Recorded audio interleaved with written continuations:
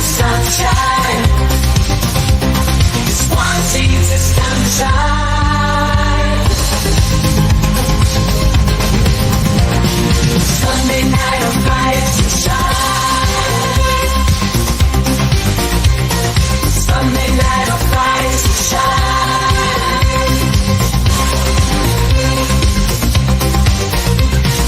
Water is always time to shine.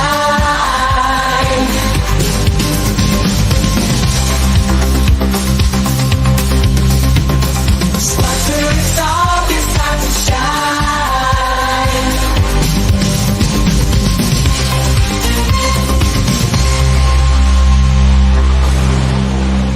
Welcome to Squatch-D TV, where the truth is first before all else. Join your hosts, veteran investigator, TV personality, and author Steve Kulls, and from the Kentucky Bigfoot Research Project and the Kentucky Fried Fixes channel, Chris Bennett. Sit back and prepare to take yourself on a journey with the longest-running Bigfoot podcast, Squatch-D TV. Here are your hosts, Steve and Chris.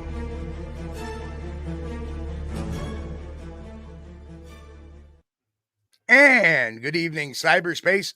Welcome to Squatch-D TV for today's date, September 22nd, 2024. I'm your host, your guide, the Squatch Detective Steve Colt, along with my long-standing co-host, Mr. Chris Bennett. What's up? Oh, Steve, man, it's good to see you. I hope you're feeling a lot better than I am, because I am really beat after this week. Yeah, I know that tractor. It's Chris versus the tractor. The tractor seems to have gotten the best. The tractor adventure was exactly that, and it about beat me to death. But, I'm still recovering from it, but, I wouldn't change a thing. I would do it all over again. If somebody said, hey, you want to go get a tractor tomorrow? I'm in. Now, there's been a lot of commentary on our new intro music and our new intro. People seem to be having fun with it, which I like. Now, one thing you guys will not know out there in Chatland is that Chris and I, can always see each other. Chris is when we set this platform up, Chris's second chair is another chair, so he can see everything that I can see backstage and whatnot. Whereas if you're a guest and you come on, you can only see what's going on the main screen and yourself. Right.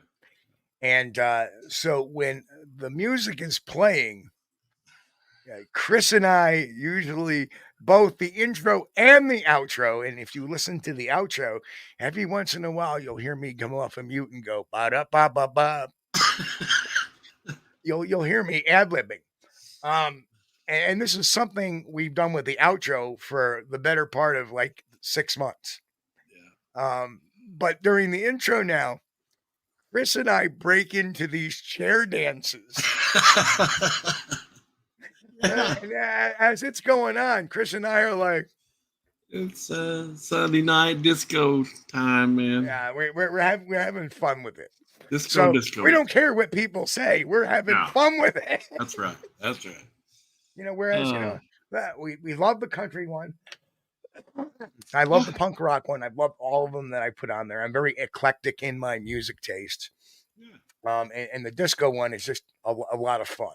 You never know. Yeah, we'll keep this around for a little while. You never know what'll be next. Until something new comes to amuse the two of us while we sit there and wait to entertain the masses. So, man. If you're all wondering, and we have a particular topic tonight, hang on. Hang on a second. So, tonight's particular topic is we don't have one.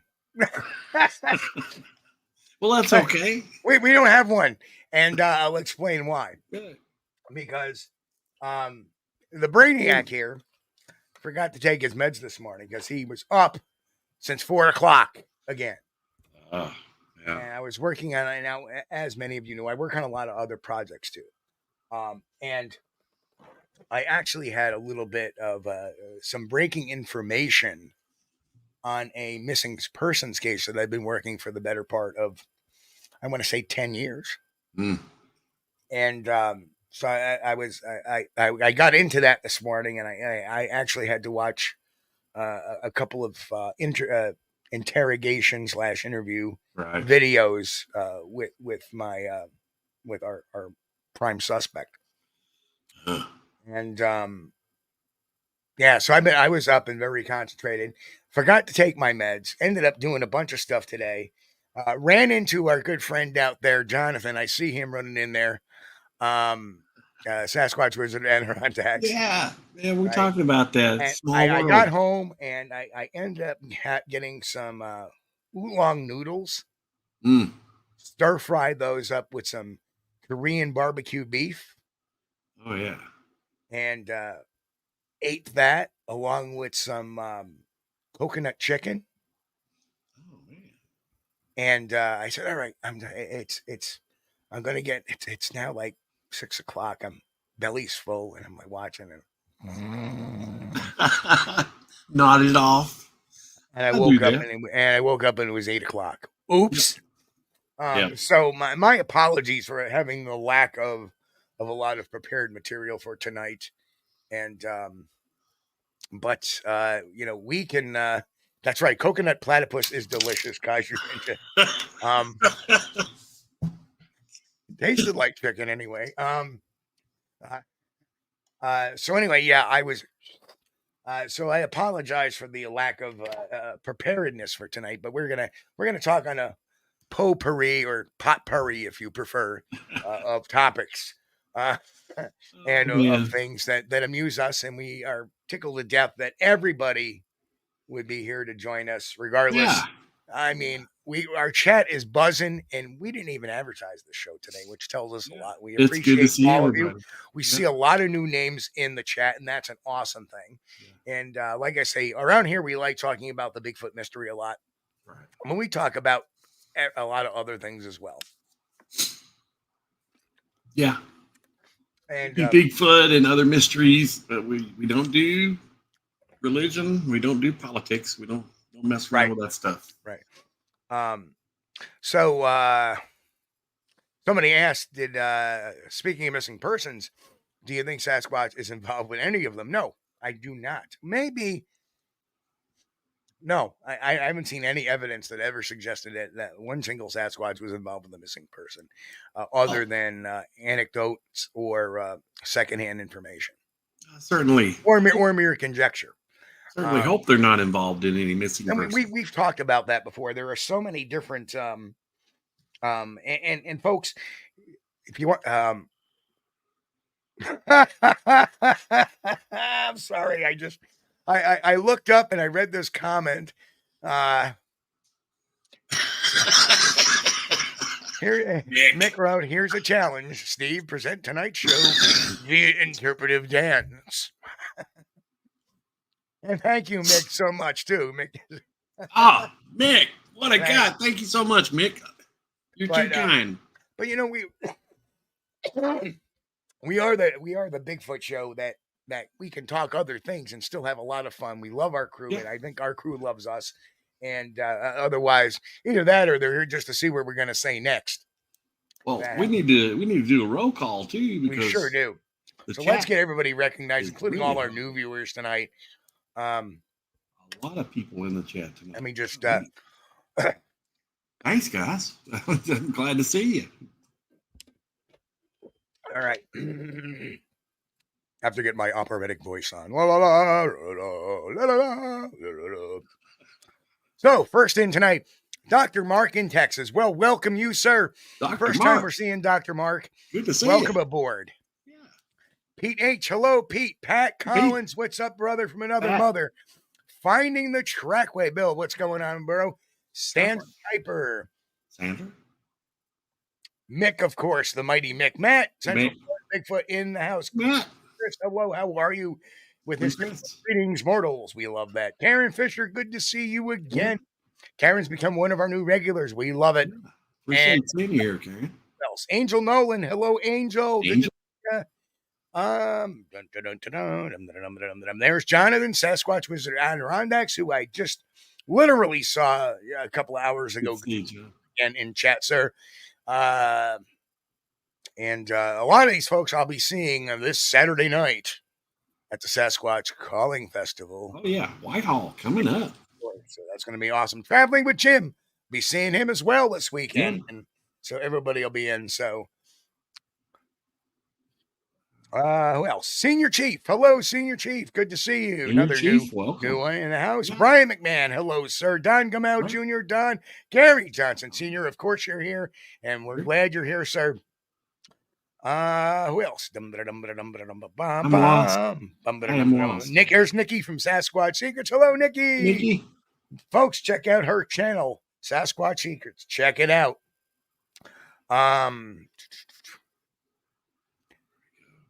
Walter Kroll, hello. Walter. Oh, there's the boss. Jen's in the house. Good to see you, Jen.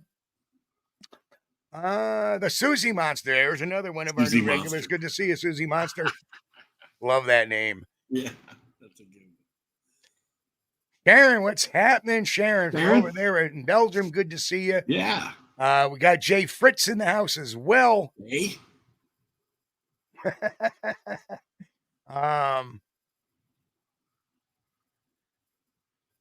Yeah, I got lost. AKA Faster Man. Chris, my friend, how are you? More cowbell, he says. That's right. And again, you know, done Kaiju Ninja 1985. How can we forget you, sir? Good to see you. Coconut Ninja. Platypus is delicious. And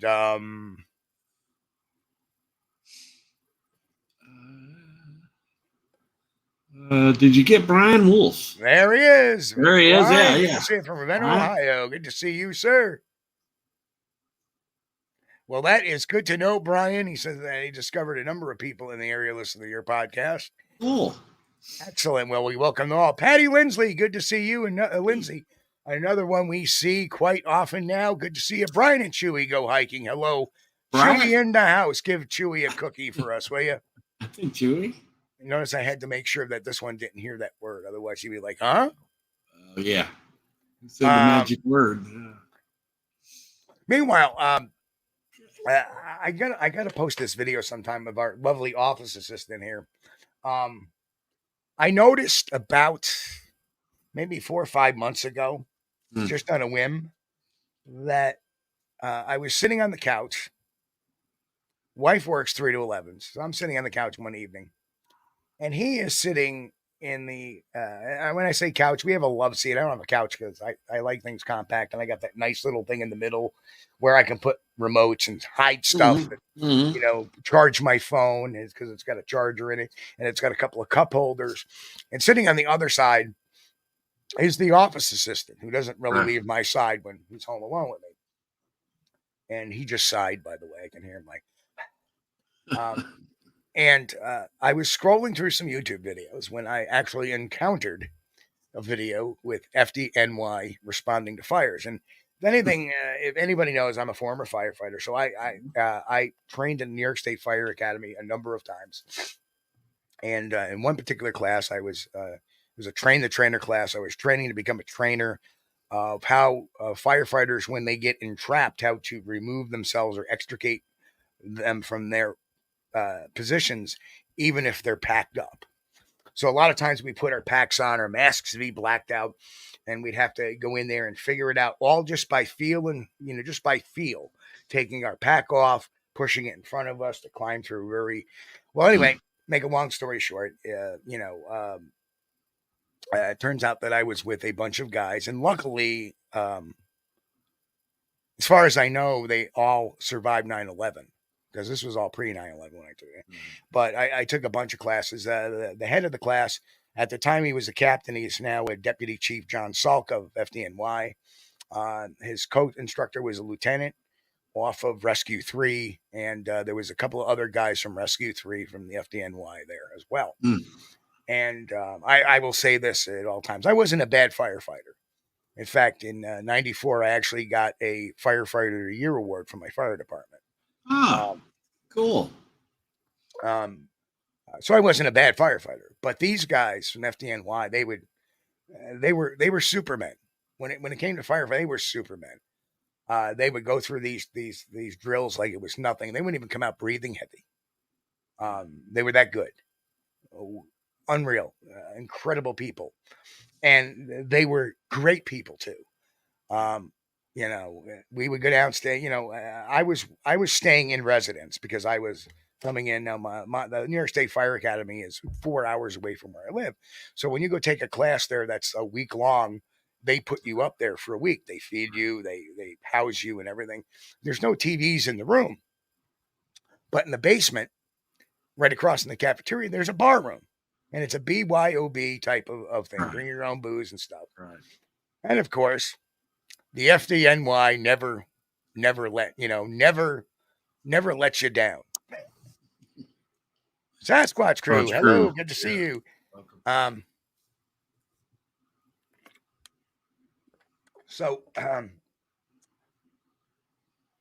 I would go in there and literally they were great. They were like, hey, come on in, pull up a chair, where you're from. They want to know all about you. And these guys were so dedicated to their job. They didn't do it for the love of money. They didn't do it for the job. They did it because of the job. They love the job. And a lot of these guys were volunteer firemen on their days off, which was amazing. Where was I going with this? I forgot now. Oh yes, the office assistant.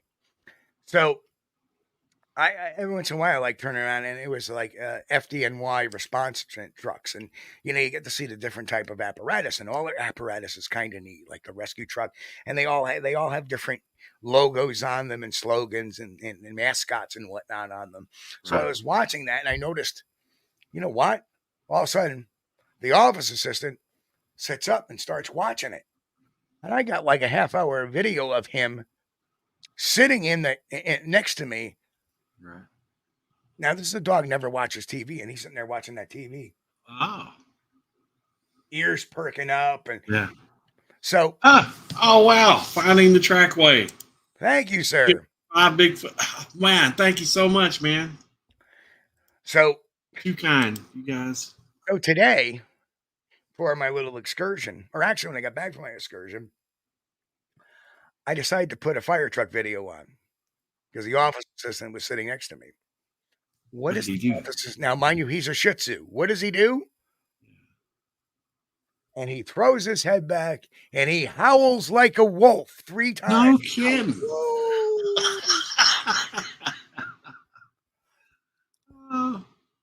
I've never, but he did it. His lips picking up. Oh, yeah. I'll be dang. And so it's kind of fun to watch. I've tried to get Sandy's Yorkies to howl, and they never do. They bark. I mean, yeah, you guys probably hear him during the show a lot, but he howled like a wolf, and now he's looking at me because he knows I'm talking about him. Yeah. He finally woke up from his little slumber over there. Oh, yeah. But anyway, that was kind of just a side little story. But and one other non-Bigfoot topic I want to talk about. I did catch a new show this week that I thought was phenomenal. That I didn't know how I was going to like it, but it looked kind of interesting. I'm going to give it a try. And that was the new HBO Max series, The Penguin. The Penguin. I've seen that advertised. I haven't watched it yet. It is marvelous. Is it? I'll have to check it out. Wow, was that good? I enjoyed it very thoroughly. It's a little bit of a different pitch, but very cool. Very cool indeed. Yeah, that's one of the online streaming services that I subscribe to. Is HBO Max, and usually I watch the old episodes of Doctor Who. It's more of a mob type of TV show than it is like a superhero, supervillain. Yeah. They tie that in, but so right now, very superficially, it's more of a mob movie. So it's more of an organized crime type of movie. And wow, this is really good. Kind of like The Sopranos meets Batman. Kind of. Yep.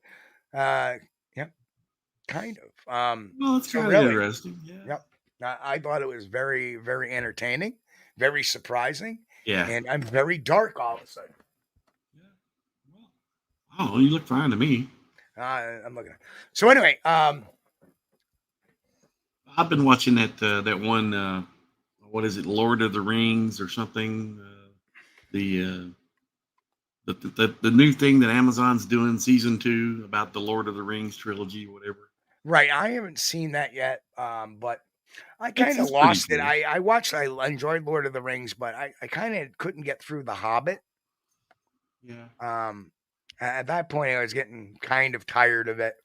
Well, they added a lot of political correct stuff in there. Like, we got to have hobbits of every race and stuff, and and a lot of people had a problem with that because it wasn't really what the Tolkien had originally written. But I'm of the opinion that I don't care. It doesn't matter.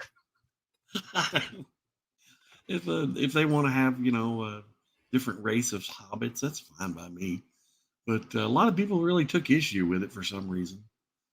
But yeah, and though it's the way Hollywood is, man, they got to do something, and they'll throw their politics into it too. Mm. So anyway, I enjoy know. the story. Yeah. So it's for a matter of, that's why we don't do politics here. Yeah, We want to get away from the exactly. crap and Don't like that now, stuff. Yeah. now I have to take a 2-second break here for a second, Chris. So if you think Go you ahead, can man. entertain somebody for a second. Oh, Jay, you got a Yorkie too, man? Yeah, they are something. The wife has a herd of Yorkies. She has 9, which is 8 too many. And some days it's 9 too many. But yeah, I've never heard any of those pups howl, and I've tried to make them do that. I've played there's some videos on YouTube say, "Do you want to make your dog howl? Let him listen to this," and it'll be like fire engine alarms or whatever going off, or a video of wolves howling, And my Yorkies, they just they look at the screen and they don't care. They may bark, but they never howl. I don't know.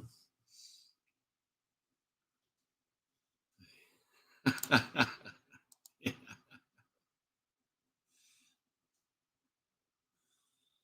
Oh, Sherry, you got your grand dog baby's a Shih Tzu is adorable. Yeah, yeah, they're pretty. They're cute. But yeah, we've got no, Mick. I won't be doing that. But I never really was a dog person, and until the wife got the Yorkie, and then we ended up had some pups, and next thing you know, we've got a house full. So I was kind of like, I guess they're an acquired taste. And then sooner or later, they get into your heart, whether you're a dog person or a cat person. You can't help but love them. Love them. Shame on you, Chris. Mine follows the.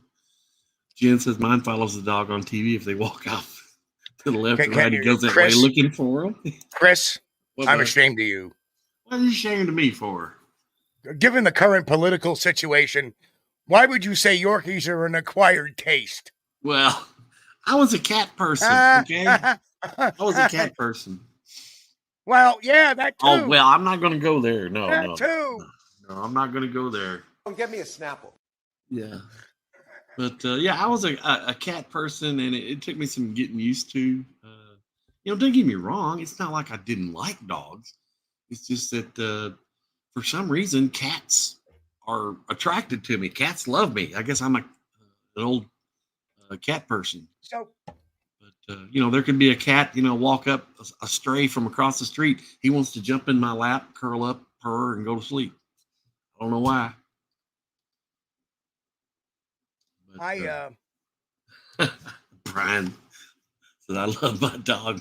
I love my dog more than people." Well, they are people. sometimes They are people. Yeah. So, getting over to the Sasquatch topic briefly, there's a reason why I kind of got discouraged this week. is because it seems like this week, for a while, for like a period of like 3 or 4 weeks, it settled down for a little bit. But now we are inundated with the people of all the stick structures again, which just drives me, that drives me insane. Yeah. I'm looking in these Facebook groups for legitimate Sasquatch stories, and I got people showing me tree breaks saying, "Oh my God, look at this, look at that, look at this, look at that." And again, that's the, as I like to say, the MK massacre theory right there. Right. It's like we see something and automatically it's this. You're looking into it too much. putting in thought there that doesn't really. It's a matter of just wanting to believe in something so bad that we're going to take, the slightest. I mean, I look at these people and I go to myself, my God, none of these people ever would pass muster as an investigator. Right. Never. If you're out walking in the woods and you come upon a line of tracks that are Sasquatch or Bigfoot tracks, and you're like following those along, and you happen to look up and you see a tree break or twist, you can say in your mind, "Hey, that could be related," a twist, because I'm on the trail. I'm looking at tree breaks, right, with lack of tracks, lack of a sighting report around the area or a recent sighting report. It's just people jaunting into the woods, going, "Oh, let me look for look at that tree break, it's Bigfoot." and Bigfoot. Well, maybe not. And you're right, Matt. They exist. It's impossible not to leave sign, but people look at the wrong sign. They look at tree breaks that make no sense. They look at tree breaks rather than traditional marking breaks that are traditional sign. For example,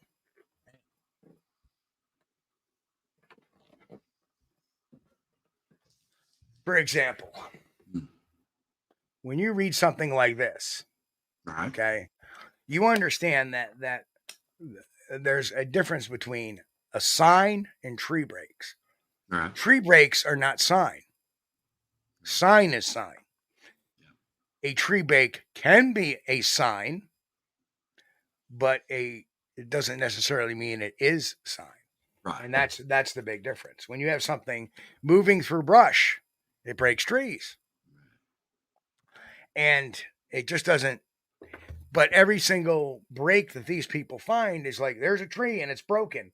Why is that Bigfoot? It's in the middle of nowhere. Yeah. All right.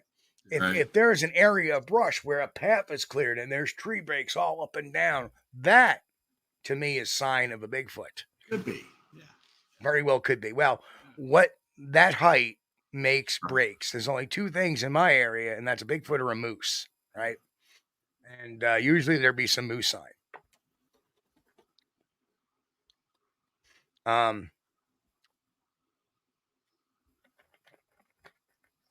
So that to me is an issue. I spent a lot of time out in the woods, and I've seen a lot of tree breaks and things that would be evidence of a heavy snow last winter or last year's ice storm. Right, and I agree. I agree, Matt. Hey, Matt, I tracked one for a good 75 yards down a hill, right off of fresh sighting. There are so many things, and like people see these tree bends, and automatically they think it's Sasquatch. When trees just don't pull down a tree and it stays there, no matter how strong you are. Yeah. Right? It's going to go back up unless something is holding it down. So when you see these tree bends, it's because something has fallen on them, eventually rotted away or rolled away, or there's ice damage, or there's something there, because you have to hold the tree down there for quite a while for it to stay that way. But people think, trees bend like steel. They don't. So that's the issue. Oh man. Well, considering there's a good question.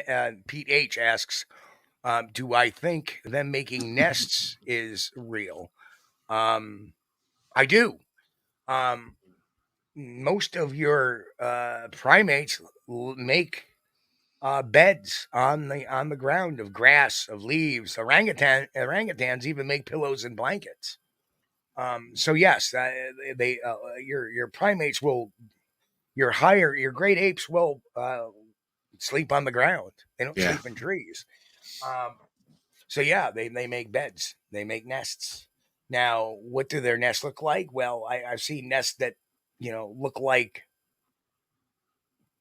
uh, um, like dog dens or even beaver dens and or dried out beaver dens. And people seem to make more than like they're not going to make themselves a hut that's Right. anthropocentristic Yeah. or anthropomorphistic, I should say. We would Yeah. build a hut, but none of the other great apes make huts. They may put some leaves up over certain things to shelter themselves, but they're not going to make like this traditional stick. You know how long it would take for and you got to think about it that the great apes move in troops and they may not sleep in the same area every night. They may move a little ways, Right. but they keep to their territory. Well, why do we build things? Because we stick around. Yeah.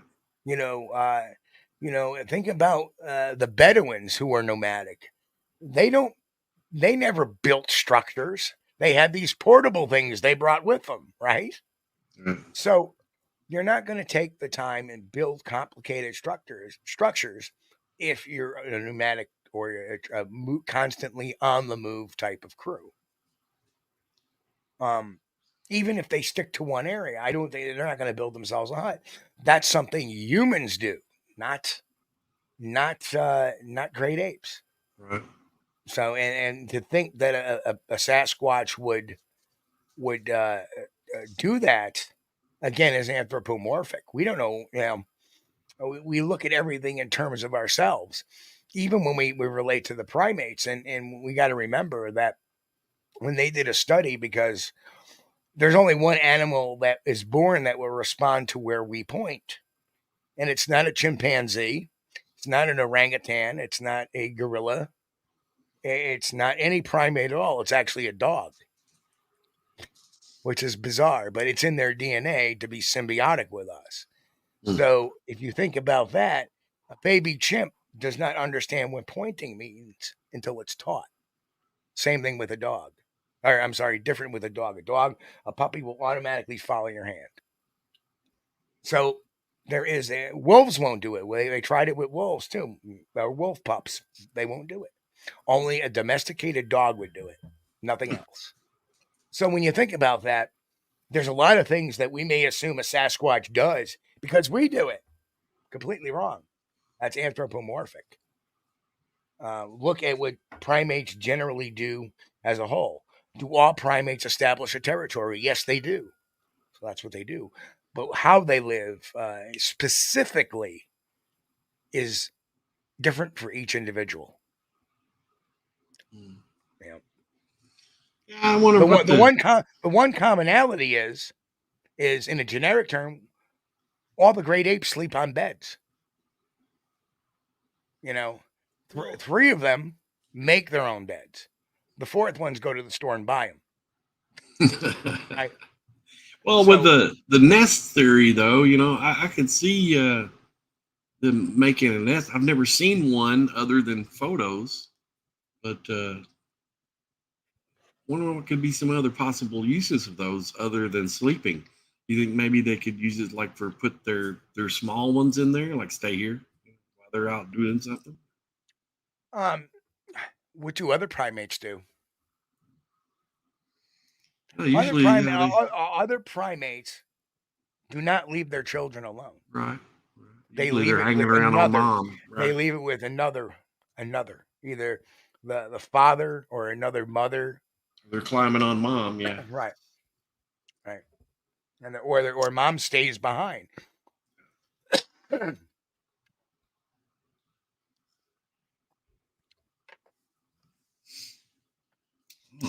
dogs coming from wolves that are pack animals used to be in symbiotic. The domesticated dogs he's used as alpha dominant member. Right. Absolutely. Yes. Absolutely. Love wolves. Love wolves. Yeah.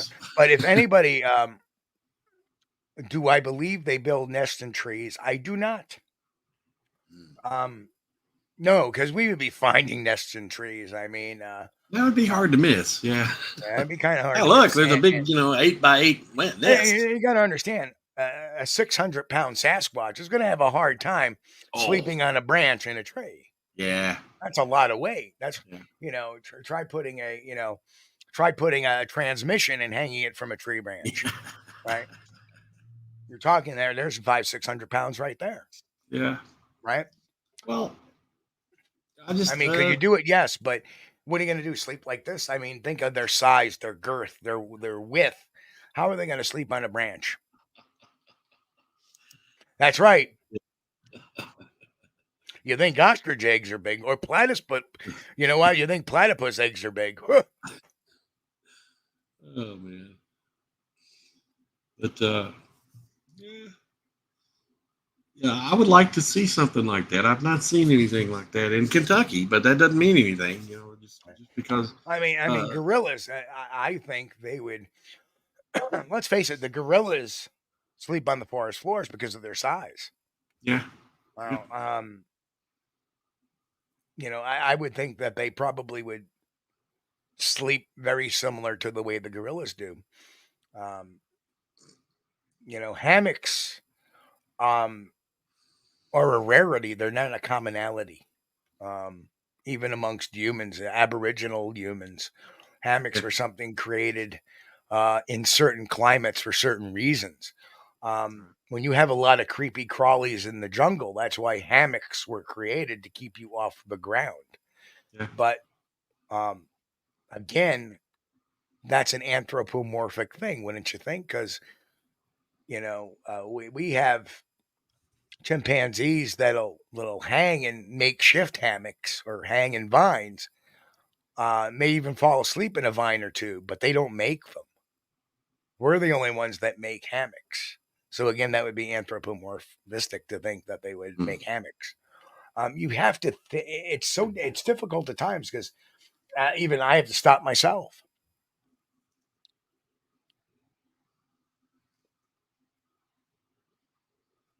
Mick, I have no idea. Probably. So to that question, probably. That is a trait common. That's a trait common to all primates. So probably.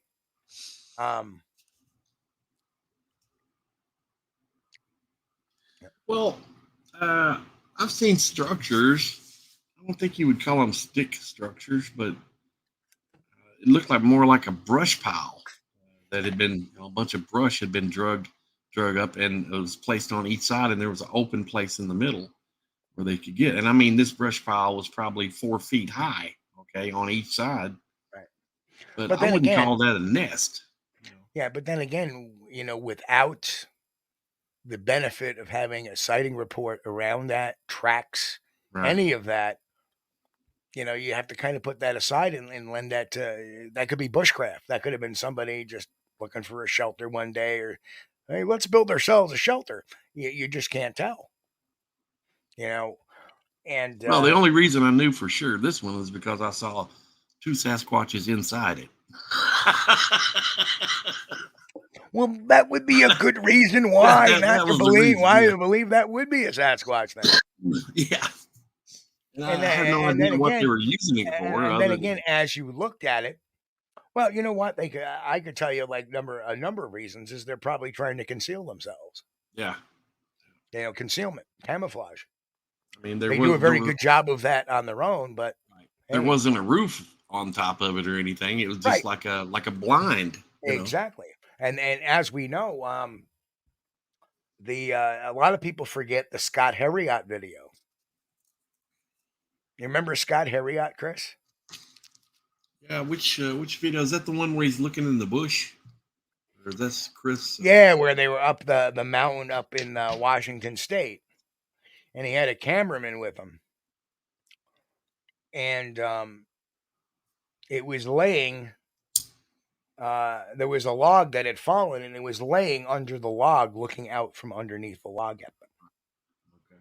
And you actually get a face with an eye blinking, and of course, it's VHS camera, Yeah.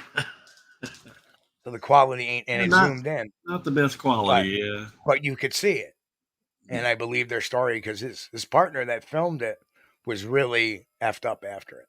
Right. So that's huge as well. That's got to be a shock to the senses when you see something like that. That occurred in the mid-'90s as well. Mm-hmm. But you see, these are things a lot of new folks don't learn about or don't know about and forget about. And, hey, folks, I don't know how are we looking tonight out there on YouTube? Are we looking a little crisper? Are we looking a little sharper?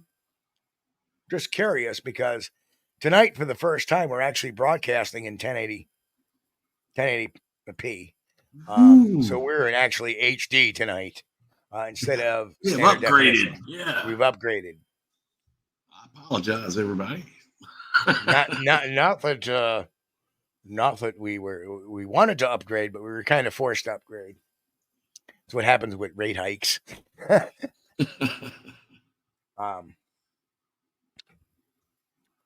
So yeah, and that's another side programming note too, is that it's still up in the air yet. But right now we are with StreamYard. But StreamYard over the last week has announced they're raising their prices 80%. As the plan I was on has almost doubled in price.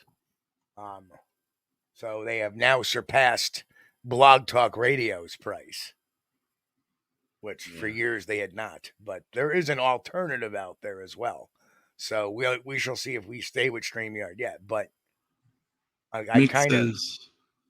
I'm more apt to believe that if the stick structure isn't man-made, it might be a hunting bluff. Sasquatch built, don't know. Yeah, I mean, a stick structure... I mean, Occam's razor.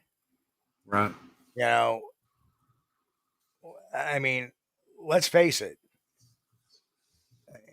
Let's say you're part of the normal world that doesn't believe in Sasquatch. Oh, that was built by a Sasquatch. Well, what evidence do you have?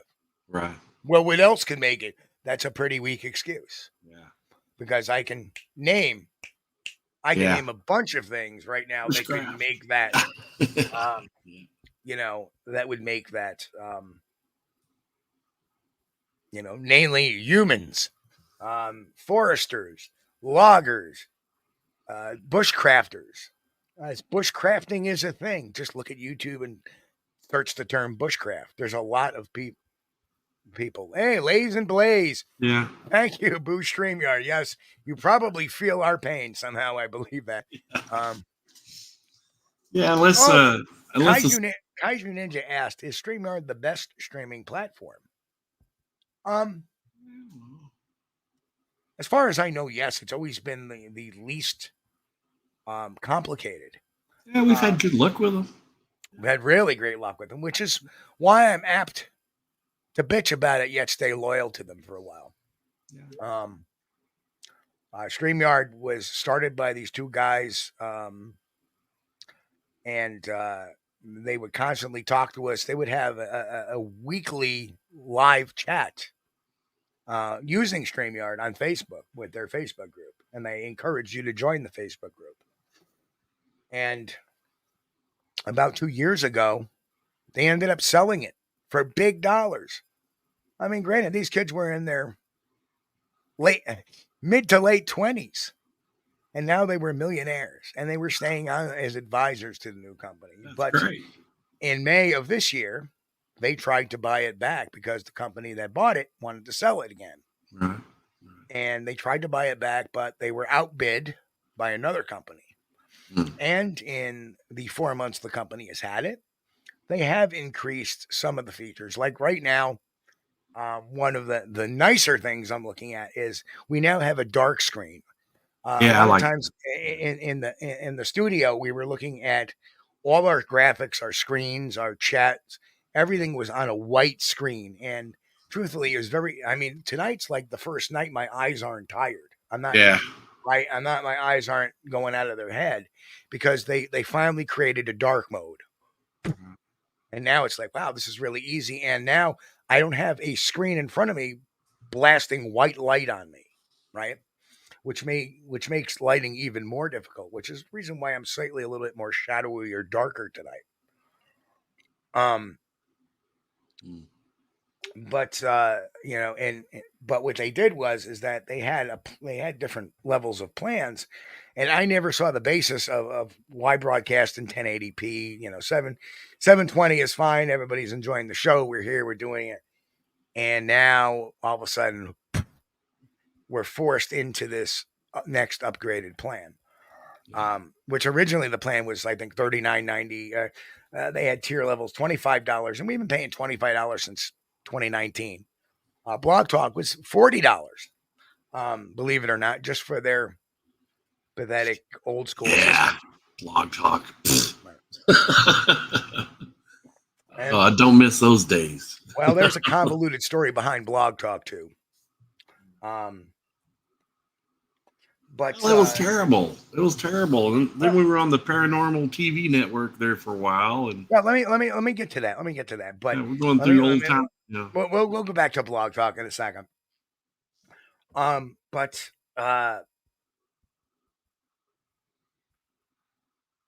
it is what it is. I mean, there's another one I'm checking out. It's called EV Mux or Ev Mux or whatever. Yeah. Very similar to StreamYard, except things are a little bit backwards in the thing. So now it makes my camera placement a little weird because the way I have the camera set is close to where if I look at Chris, I'm kind of looking at the camera, right? Everything is backwards. So when I'm looking at the chat, right. Now I gotta look way over there. Kaiju Ninja's got a question. Says, what sorts of things do you think Bigfoot does create in nature, if anything, other than nests? What sort of things do you think they build? I don't know. Well, let's think about it. What do chimpanzees build? What do gorillas build? What do orangutans build? They may build some nests on the ground, some beds, some bedding areas. Yeah. That's about it. The only thing building things is a homo sapien trait. Yeah. The only thing that I've ever seen was the tree, a top broken out of a cedar tree, and it was leaned up against another tree to kind of make a blind. And then I saw those brush pile type things that I think were like, I don't know, a day blind or something, someplace where they could stay out of sight. Don't know. It wasn't a nest. It didn't look like a nest. So I don't know. I could see some, advantages of either one to keep themselves hidden from view during the day when other people are out. But I don't think, other than that, I don't know if they build anything or not. Yeah, most primates don't. Building stuff, aside from some rudimentary things that, like beavers will build dams. Yeah. But is that really building things? That's nesting, right? That's nesting. Yeah. We're the only ones that built hunting tools. We're the only ones that made tools. None of the great apes necessarily forged tools. Although there is a prevailing theory right now that the chimpanzees are on the dawn of their Stone Age, basically. Yeah, I think there is that prevailing. I think some tool use was reported, but about them using sticks to dig for clams. But I think that was related back to Ivan Marks, so that's kind of suspect. Yep. But yes. Right. Building things is a Homo sapien trait. We build monuments. We build things for comfort. We build furniture. We build computers. We are, and that was brought up on a Rogan show too. And I forget which show it was. but we are one of the strange things that our main focus on life is building things and advancing things. That's all we do is making things better. That's all we do as human beings. You think about it, we have, for example, take for example this bottle, right? My little pumpkin spice iced coffee that I have, and okay, if you think about it, 100 years ago, we didn't even have the methods or means to make the iced coffee inside of this, right? Let alone plastic. Things were in glass, and the caps were made of metal. And what we did was we improved on that. We made it cheaper to make. We made it lighter to carry. We made it safer to drink and consume. I mean, you can look at every single thing that's around. We have this, the mouse, right, on our computer. Yeah. Remember when they first came out? They were corded. They had a cord that plugged into a computer. They had a roller ball on them, not an optical eye. Yeah. Right? So we make things better. That is our focus on life. Yeah. How about this? Clean your mouse ball. How about a pen? Right? When we first made these, they were made with a big feather, and you would have to dip that in an inkwell to write with. Right? So that's what we do as a species is we make things better. Yeah. Hunting tool. So that goes back to my thing is that aside from the rudimentary stick maybe to hit something or beat something or grabbing a rock, no, I don't think they make hunting tools per se. If Sasquatch starts making spears, I'm out of the woods. I'm never going back. That's right. Never.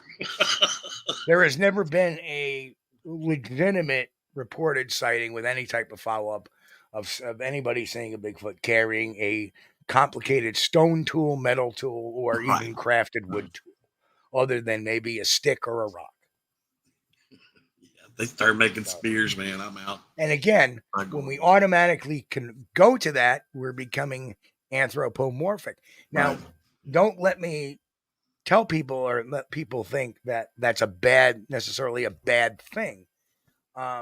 Anthropomorphism is a natural thing because of our minds, the way our minds work. We think like a human, so we tend to think like everything else thinks like us, and they don't.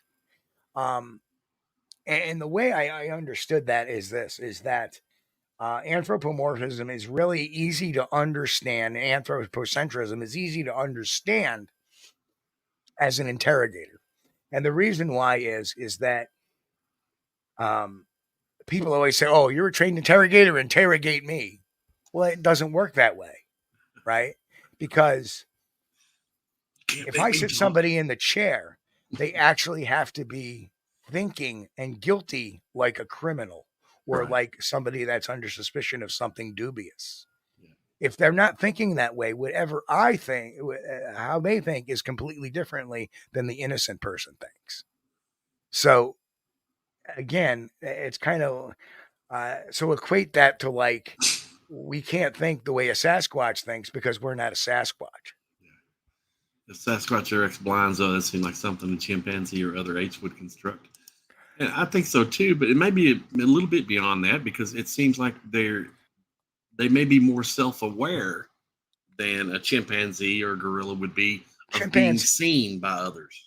Chimpanzees, orangutans, and even gorillas do build stuff to hide behind. They do build blinds. So, yeah. But again, that's not complicated tool making. That's just taking stuff and piling it up so they can hide behind it. That's a pile of brush and debris and trees. And think about it, an orangutan can take a stick and go, let me poke that stick into the hole and get the ants and eat the ants. And chimpanzees do that too. Yeah. But you know, we don't see them attaching a rock with a vine to a stick and then going boom, boom, boom. Right? We only see them taking the stick and hitting it with the stick or taking the rock with their hand and doing that. So, yes, can they use simple tools? Obviously. Chimpanzees will use rocks to do things. Orangutans will use rocks to do things. Gorillas, not so much. Gorillas, believe it or not, even though they're closer to us than orangutans are more human-like than gorillas, believe it or not. Like I said, here we have chimpanzees that they may build some nests on the floor to lay down and sleep, or beds on the floor of the forest to lay down in comfortably. But the orangutans make pillows and blankets so they can pull it over them, which is showing a lot more intelligence than a chimpanzee in that particular instance. So I At think least it's showing that they like to be comfortable. right.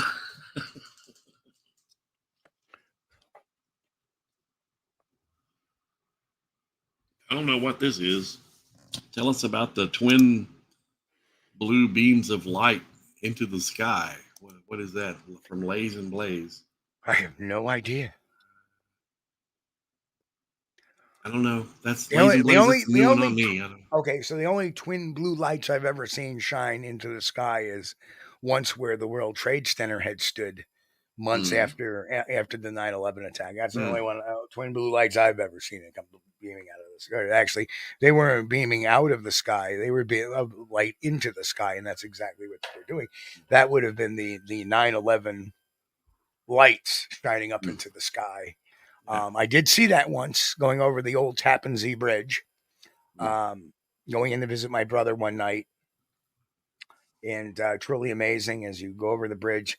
There's a point where you can look down the Hudson, and for many a year, I would drive over that bridge to visit my brother who lived in White Plains, which is in Westchester County. Right. Which, if people don't understand, White Plains is kind of like in the center of Westchester County. And at the very south of Westchester County is Yonkers. And then right over the border in Yonkers is the Bronx. So you're into New York City, one of the boroughs. But so I would go into White Plains. And as I would go into White Plains, I would travel over, and you get to a certain point where down the bridge, you would always look on a beautiful, clear day. You could look down the Hudson, and you could see those two twin towers standing there. Yeah. And I remember that since I was a little child, my father taking me down there.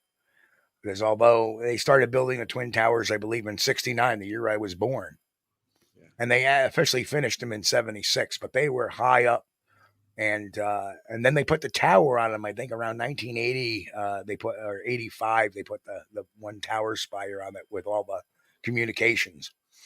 And I remember driving over there, and you'd always look down there, even on a foggy day, you might be, or a misty or a hazy, hot, not foggy day, smoggy day. You would see this off in the distance. You would see this beautiful two shadows of two towers standing there. Yeah. And I remember driving into the city or into White Plains in the evening once. And I looked down there, and that was after 9/11, and you couldn't help but not look. And I remember the first time driving through, that was in the daytime, going, my God, they're really gone. They're not there. Right. And then the next time I drove down, it was in the evening, and then off in the distance, as we hit that thing, you could see as you hit that right angle, you could see all the way down the Hudson River to Manhattan, and you could see those two blue spiring lights. It's a big change. Yeah, big change in the skyline of New York City. Yeah. It really was. So it was quite something. And I hadn't been there since I guess it was the year 2000, about 24 years ago. And back then I was a truck driver when I wasn't working as a machinist at the factory. And I always got, since I was the low man on a totem pole, I always got the New York runs. If you got to deliver in New York City, nobody else wanted to do it because it's a pain. Well, you eat at the Bad Deli in New York, you get the New York runs too. Kaiser Ninja asks, do you think, if apes use wood knocking to communicate, chimpanzees do? Well, bang on trees with sticks. So very cool. Very cool. And Don, I tend to agree that some of it's probably for locating one another. But if that's truly a tree knock, there has been a lot. Dave Wickham, Tater can do an awesome mouth pop that sounds just like a tree knock. That's the thing, we don't see them hitting the tree or making this noise. Right. We just assume that they're hitting a tree. Correct. Maybe they're not. Who knows? So, But now I've heard a loud tree knock or whack, like a stick. I don't know, maybe a 3-inch stick break. Big loud pop right prior to a sighting. And I have to think that those two were related because it happened so close together. Right. But I didn't see what did it, whether it hit something with the tree or it broke a limb. And if the weather is below freezing, Yeah. I don't trust wood knocks, period, because Right. trees will pop and crack. Yeah. Split the bark. And sound just like a tree knock. I mean, I've had a tree knock probably 25 feet from me at my old house when I was surrounded by the woods. Yeah. And I got lights on. I'm like, well, that definitely wasn't a Sasquatch, and it definitely was that tree right there that just went.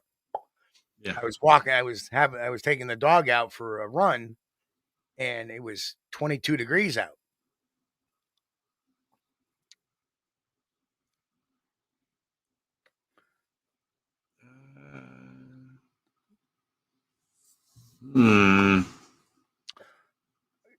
Rudimentary cairns. No, that again, anthropomorphism. That's something we do. Nothing. Yeah, I don't think so.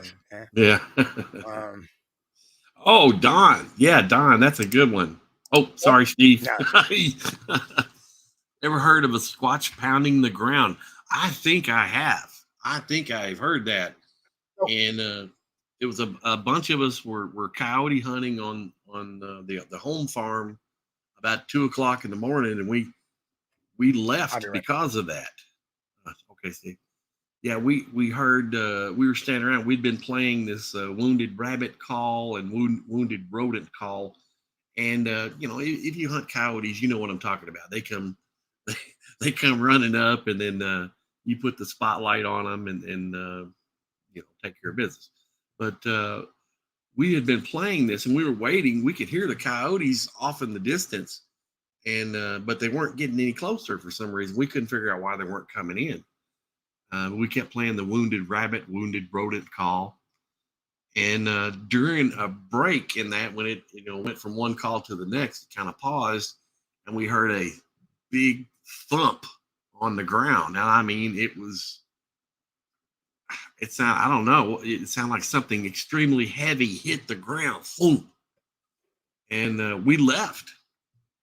And we got back to the house. And we were all standing out in the front yard of my house about 2 or 3 o'clock in the morning, and everybody was talking about it. And we were trying to stomp the ground and make it as loud as what we heard, and we couldn't do it. Nobody could make it as loud as what they heard. But I'm a firm believer that was Bigfoot related.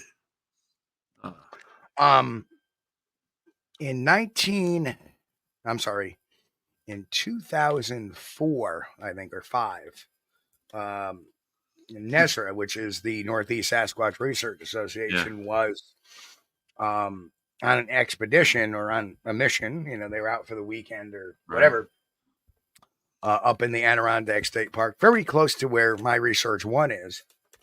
And the whole crew of them heard this big ground thumping. Yeah. Boop.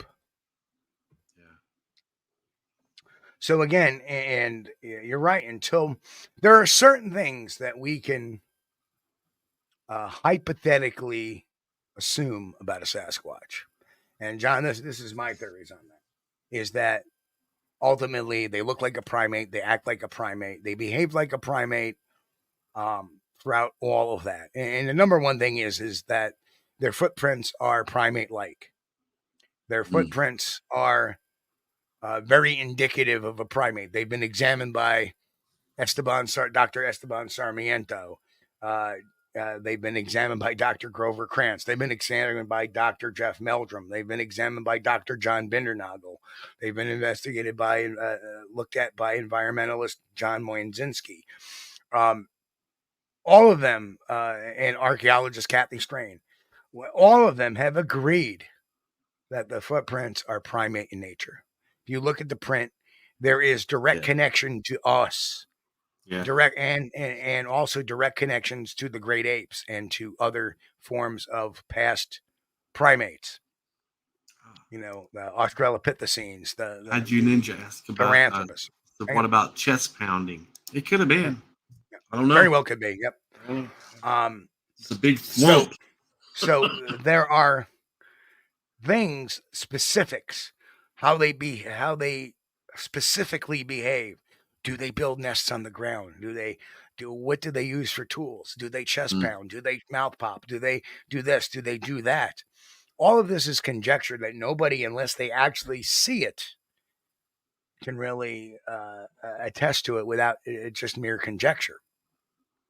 But there's things that we can take away that since they're primate, we know in generality, and that was my big part of my behavior studies, is we know in general how they may live or how they live, because all primates live in this fashion. They have home ranges, they have territories, they have foci activity areas, and their behaviors are similar in all of those areas across the board. Now, what they each may specifically do may be a little bit different. That's where we need to, find out, why do they chest pop? Maybe they mouth pop because they feel their area is threatened. Maybe they chest pound because they feel their area is threatened. Maybe they scream because they feel we don't know that specific. But we do know that when a primate's area is interfered with, they do act up, including us. So, Lays and ablaze. Do you think they pick our magic mushrooms here in the Cascades? You never know. I don't know, but I'll tell you what. In Kentucky, the early March, that's when we have the most activity. That's when the mushrooms, the morels, are out. So, there's maybe something tied to that as a food source. I don't know if they're, of course, they're not eating, the morels are not magic mushrooms. So, with chimpanzees going after the fermented apples or fermented fruit, yep. I would think that Sasquatch, Bigfoot would know what they could eat to give them a funny feeling. Oh, yeah. I mean, and guess what? That's a primate thing. Yeah. We like getting a buzz. I'm going to eat this because it makes me feel good. They very well could eat, these mushrooms. But then again, you have to think about mushrooms too. How do they taste? Like dirt. Yeah. So it may not be to their taste. I like them. Right? Whereas an apple is sweet. Yeah. And primates, all primates, chimpanzees, bonobos, orangs, gorillas, they have an affinity for two tastes, sweet and salty. That's why we like our candy. That's why we like our chips. That's why we like bacon so much, because that's salty. Yeah. Right. Well, Mick says said, Steve, Chris, I don't believe anyone could truly mimic wood knots with their mouths at the same distance that wood knots are heard from. Well, I don't know. I don't know, because think about the thickness of their vocal cords. That I don't know. I don't know. Well, we were out in my front yard trying to mimic that stomping sound we heard, and we couldn't do it. We couldn't get near as loud as what it was. The thump was so loud. I mean, it was jarring. You could feel it in your chest when it thumped, and it wasn't like a thump thump thump thump thump like King Kong beating his chest. It was just one big thump and or thud, and it was like something heavy had hit the ground, and we couldn't reproduce that no matter how hard we tried. So. There's a couple of more questions up here. We got to start starring them because they're coming in now. So the first one is from Kaiju Ninja. Do you think Bigfoot could be cannibalistic? Could be, yes. Is normally no. Creepy. Yeah. But very possible. But chimps have been known to do that. Humans too. But it's a rarity. So could they be? Yeah, absolutely. As a matter of survival, could be. But think about the situations. like, where did humans turn cannibalistic? Well, let's put the ritualistic African tribes aside. Let's look at modern times.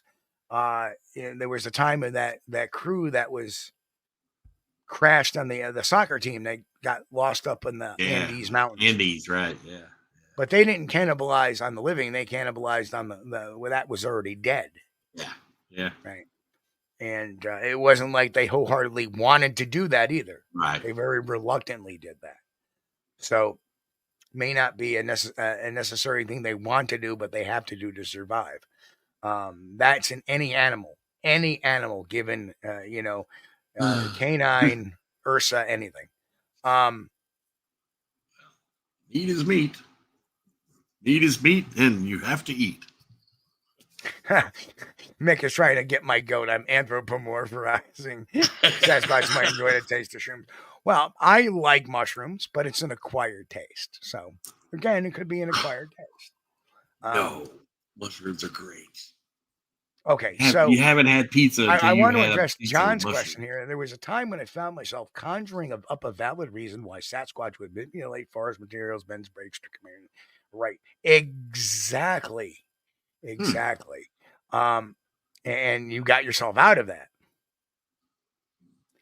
and that's what we need to do. What we need to really do is those questions. Is we need to stick to the basics. When somebody says they have a Sasquatch that keeps coming onto their property, I'll give you a great example. I did an investigation up, forget the name of it, near the town of Ohio in New York. It's in the middle of the Adirondacks, and they were having some encounters on their property consistently and constantly, and every once in a while would come through and bang on the cabin or whatever. Right. And what it ended up happening was that's where you can figure out why are they behaving that way, and that's where you need to do, because any animal, any creature would need to do it. Sasquatch primates are opportunistic eaters. As are most animals. When you're out in the wild, it's survival of the fittest.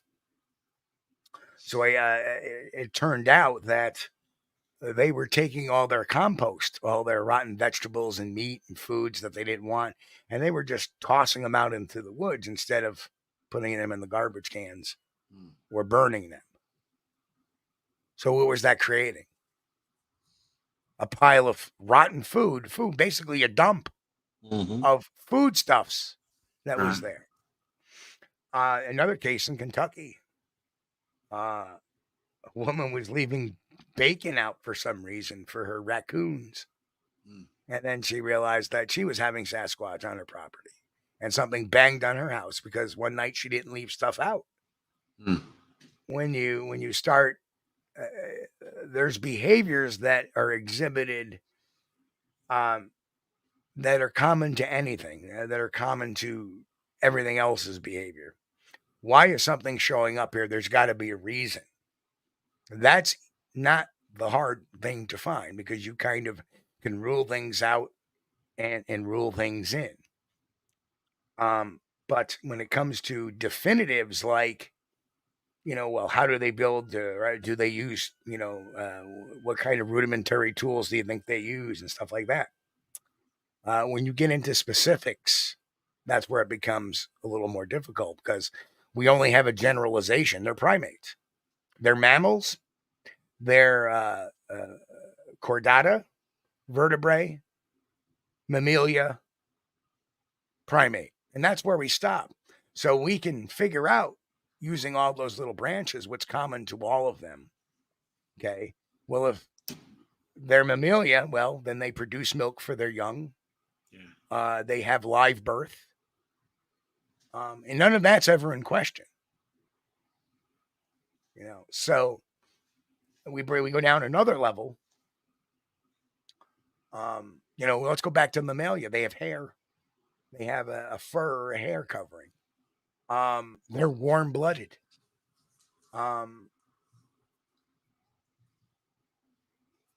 Go down to the primate. Well, primate, they have large brains. They have forward-facing eyes. They have articulate hands and feet, large brains because of their skull cavities. The problem is the hang up we have, especially it makes it really easy to anthropomorphize it, is that they walk upright. They walk upright, and that's really the only thing that they have in common with us. Right. If you take away everything, the only thing they have in common with us is they walk upright. Their foot structure is not the same as ours. Their head shape is not the same as ours. Their face is not the same as ours. They're covered in hair. We're not. We're covered in very light, sparsely covered in hair. And in fact, I think as evolution moves on, we're going to lose more and more hair as we go on because we don't need it. Yeah. That's why we've become lesser bone dense creatures like the Homo erectus and stuff like that, because we don't need that bone density because we use these to forge tools that do our hunting for us. Right. So what happened was our brain size grew and everything else kind of diminished a bit because with the brain power, we didn't need this. Yeah. So when you think about it, anything that they do similar to us, you can almost discount right now, except what we have similar to the primates, to the chimpanzees, gorillas, and orangutans, bonobos, billy apes, stuff like that. The commonalities we have with our distant cousins. Well, I think it's important to mention that, anytime you have an encounter something, not everything is Sasquatch or Bigfoot either. Back when we were hunting the coyotes and had that foot stomping thing, at the time, none of us thought, Bigfoot. No. No, it was like we just couldn't understand what that was. And then later, a few years later, then I found some tracks across our tobacco patch, and I was like, wait a minute. Start putting two and two together.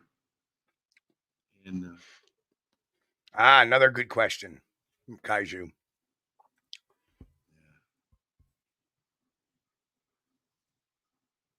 Well, there is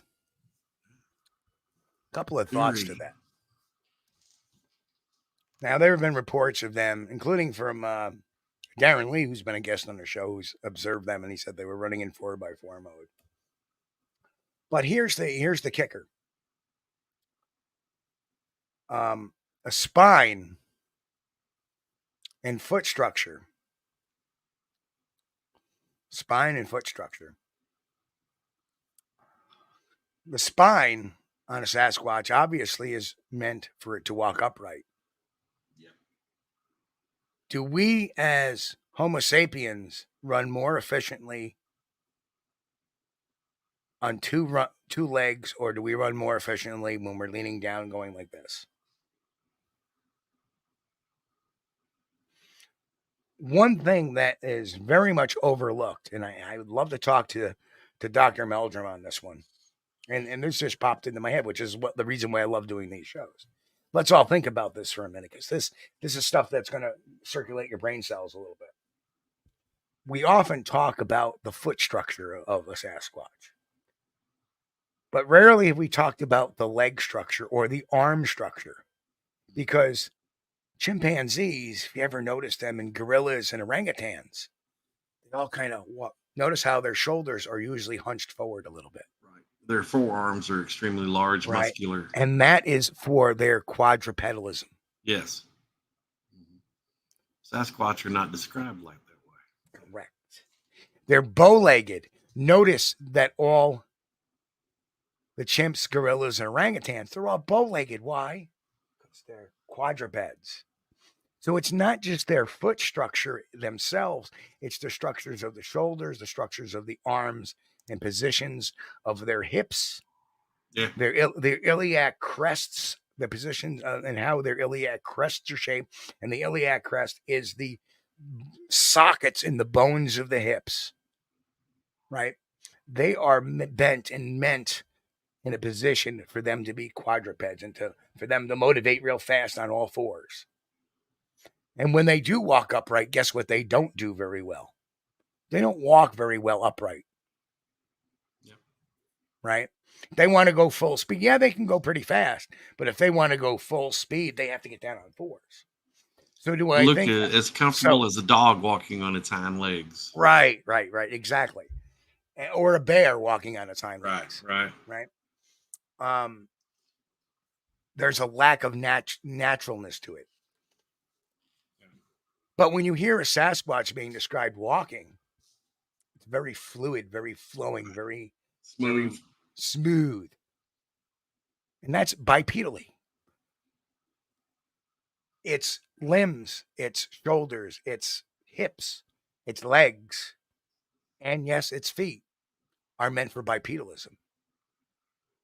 Now, does that mean, do I think they don't have the ability to once in a while go in 4x4 mode? I do. But I don't think that's their primary mode. I don't think that that's what they do to speed off. When they speed off, they use that long strided legs that they have, that 4 foot stride we see when they're walking now can go to a 5 foot stride or a 5.5 foot stride when they're running. I had 2 daylight encounters in which the creatures were running, and they were running on 2 legs.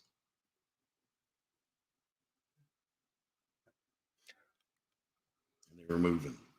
Right. So if they do, they don't do it for very long. Let me just say that. Just like we wouldn't do it for very long, doing it that way, and conversely, just like a quadruped wouldn't run on 2 feet for very long either. Yeah.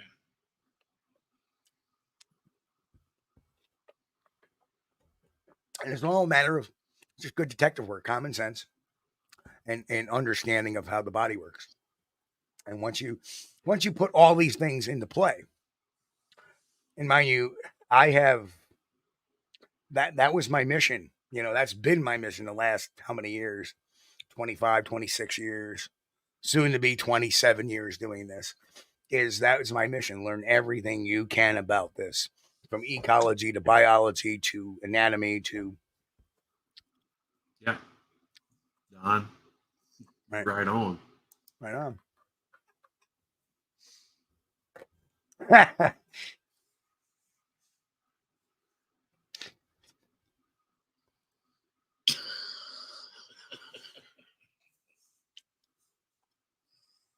even have a parallel universe where Tom Biscardi is honest.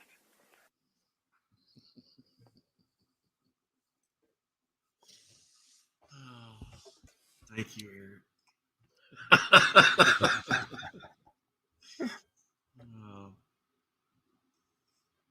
I miss him, man. I really do. I miss him.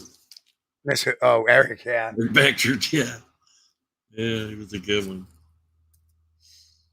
And Beckford, he was all about everything weird. I mean, he didn't just limit his stuff to Sasquatch. He was interested in UFOs and all kinds of stuff. If there was something weird, he was into it, or something mystery, anything to do with mystery, he was into it. Yeah. And he had his own theories about everything. Yep. Even the Bigfoot's wearing walking down the side of the road wearing a blue jean jacket or something. What was it, Steve?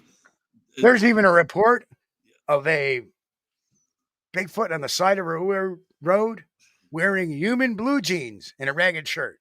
Yeah. And my response to that was, Eric, that wasn't a Bigfoot. That was a hitchhiker. Or a hippie or something. I remember. And I remember my co-host at the time. That was the very first co-host, Mean Mark. He fell on the floor laughing so hard when I said that. He was sitting. That's when we used to sit next to each other doing the show. And he literally fell off the floor laughing so hard when I had said that. I wish we could find some of those old episodes and re-air them on YouTube or on the I have it. StreamYard. I have it. I have that episode. I would love to get air it on StreamYard and just get our reactions to it. Listening. That was one of the greatest episodes. Well, a lot That of was. them. I can't pick a favorite, but that's one of the favorites. Oh, that had to be my favorite, even over the John Green one. That was my favorite. It was just, it was so funny, and there are times when there were times when you can have really a lot of fun, and that was you can have a really fun guest on, and like he was a guest you would never see again. You know, as much as people wanted to hate him and said he was an annoyance and he was harassing them and all that stuff, you put him on a blog talk show or a podcast.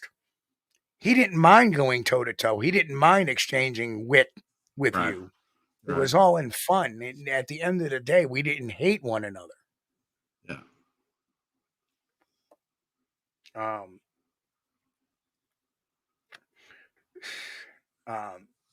That I realized that just because he believed in a certain thing that I knew was crazy, and he was trying to always convince me, it wasn't out of malice that he was telling me I was wrong. He just so wanted to help me and understand and find the right way, which wasn't the right way, but I get that. It wasn't anything malicious. It was, and I think that he was actually believed what he was saying. And part of that problem went with the other side too. And I hate to say that, and some people may disagree with me that are still around to this day that tangled with him. But if you took the passion or personalization out of it, because he never called people names, Right. only certain people he had a disliking for. Well, yeah, he wasn't really crazy about Mr. Oh, he wasn't crazy about Lauren Coleman. He wasn't crazy about Biscardi. He wasn't crazy about some other folks too. But the bottom line was that neither were they towards him, right? Feeling was mutual, I'm sure. Right. So that's another thing. There's so much discourse that you know, what I get mad is the people that take up for hoaxers. They get really nasty. They get nasty about it. Well, Jen's been talking about something in the chat. I'd like to do. Jen says when we were at Mount St. Helens, I heard a pop from across from my tent, and a softer response pop from right next to my tent. The tote that was there got slid around. Yeah, there you go. And that interaction seemed to me to be communication. Well, and again, their curiosity, like the tote being slid around and things moving around in camp, their curiosity is bar none. That's a primate thing. I did. Yeah, you're right. And you know what? We will. You know what we'll do? How about this? Next Sunday night, and it'll make it for an easy episode. Because Saturday night we're going to be in the field. We'll be in the field with Finding the Trackway and Sasquatch Wizard Adirondacks and Jen and Mrs. Trackway and Traveling with Jim and you know, who's in the chat tonight, and a few others that are here. We're going to be out in the field Saturday night after the Sasquatch calling contest. And I'll tell you what we're going to do is next week.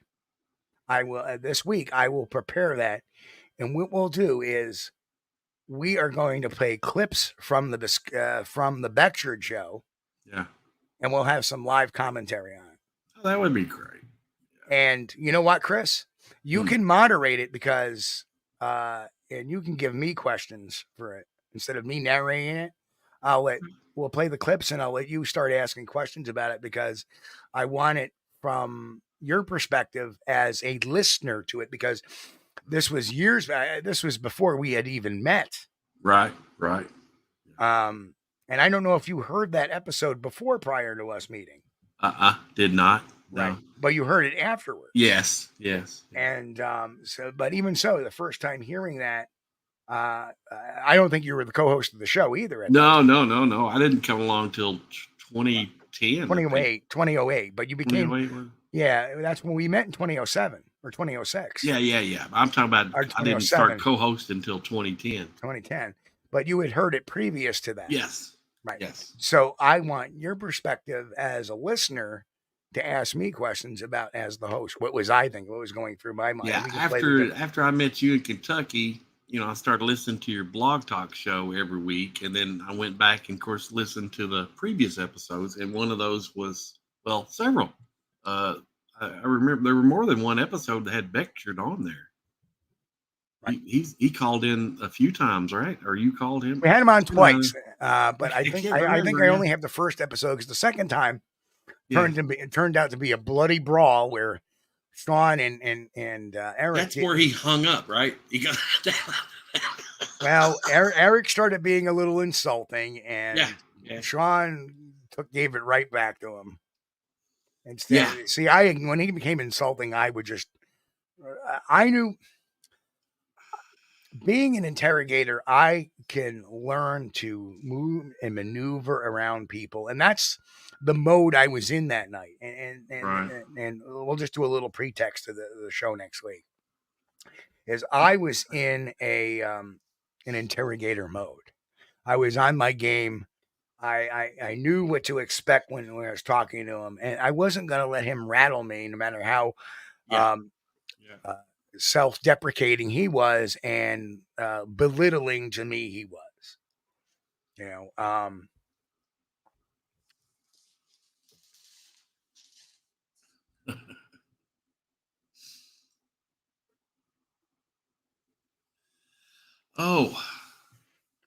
Kaiju Ninjas, do you have any audio recordings from the field? If so, is there any way I can listen to them?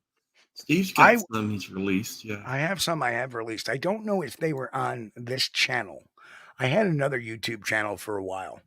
I still have it. You can still go to it, and it still has some videos on there. And that channel dated back to the days I was fighting Dyer in 2012.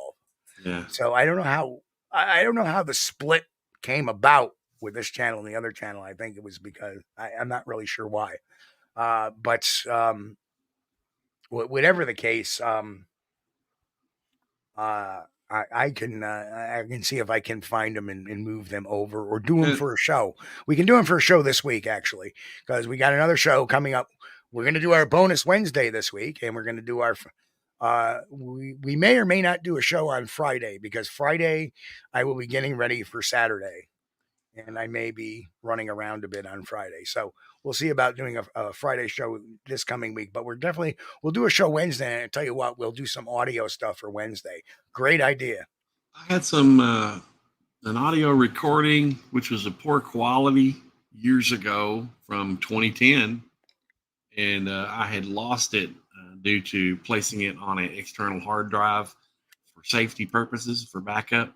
And when the external hard drive crashed, I lost it. But it wasn't that great anyway. I mean, the audio recording quality was really low because it was recorded through like a little bitty, pocket camcorder thing, and the distance was way off. But it was kind of like a hyena kind of sound. It was weird.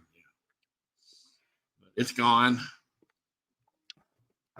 No, Mick. Actually, Sean Forker called Eric an a-hole. That was what caused Eric to hang up.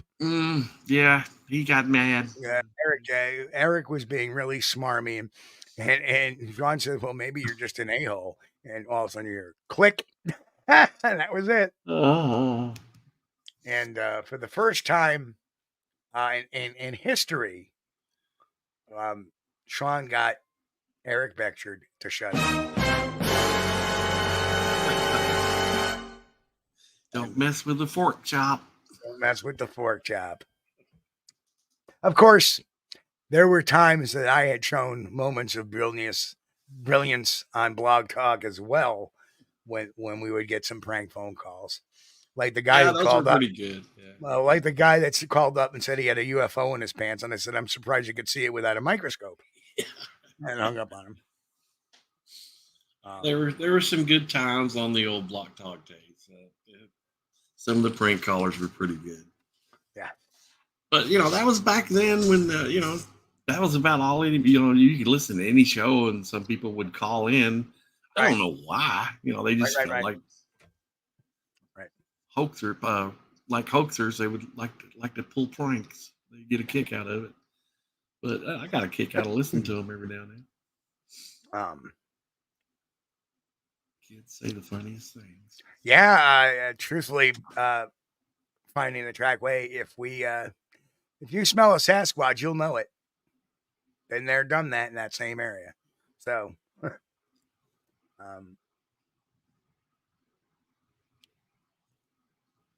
hey, look who popped in. We haven't seen him. The Sandwich Savant is in the house. Sandwich Savant.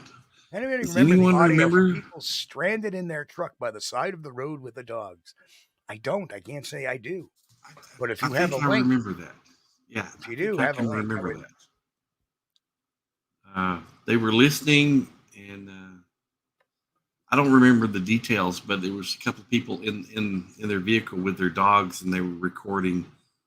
It sounded like the Puyallup, Washington, or something the like that. Puyallup Screams, yeah, that's what it sounded like. I mean, I'm not saying it was that recorded, but it sounded like that. Was it the Clipper Mills clip? There it is. Yep. I can't remember. Yeah. That may have been it, but that's been a while ago. It kind of gets foggy up here. Yeah, it was long. When you get to our age, yeah, you never know. Yeah, when somebody asks me, "Have you ever seen such and such this clip?" and I'm like, something from I saw like 12 years ago. I'm like, "Yeah, I've seen that." But well, where I don't know. When you get to our age, they say the first thing to go is I forgot. Can't remember what was it. Or, well, at least I ain't to the point where I'm saying, who's next? Who's next? The longest. Okay, it's listed on YouTube. Sorry, just had to do it. The longest Bigfoot audio in the world. Okay, I'll have to go back and check it out. Best I can remember, though, it sounded like this. Puyallup, Washington screams. There is. It just, I don't mean a copy of that, but it just sounded like, the same type of calls or vocalizations. Not the exact same vocalizations. Yeah, I know. Pull y'all up. Pull up your pants. Yeah. That's what you say at the plumbers convention. Used to. Pull your pants up. I'm originally from Horse Cave, Kentucky, and used to when you have to call up back during the mail order days before the internet, you would have to call someplace and order something and then have them send it COD or whatever. And they would always ask me, when I would give my hometown, I would say it's Horse Cave, Kentucky, and they would be like, "What? Horses Cave?" Like, okay, I'm from the Mammoth Cave region here in Kentucky. They named everything after a cave. Okay, but before you all had internet, that was like 5 years ago, wasn't it? Yeah, before Kentucky got it. Yeah. Oh no, come on, man. We're right up there with the 19th century now. Come on. High-speed internet for Kentucky. You send an email by horse and cart. No, I'm just kidding. They have improved. But there in the old days, we had the dial-up, and then in the 90s, I was using dial-up, and I used the internet before they had Windows. I used the internet during DOS. So you would get to get in there, and believe me, the internet used to be boring. You know what happened before Windows, right? Yeah. Like, a lot of people sat in the dark. Oh well, yeah. Shh. But yeah, you have to All get right, on. all right, that was a good one, Stan. You have to use your command prompt, type in stuff. I was in the Mammoth Caves in '86. Ah, Lays and Blaze, cool. We went there during in elementary school for a school trip, and I think I went back there about 20 years ago. Oh, look at Sandwich Savant's comment about old internet.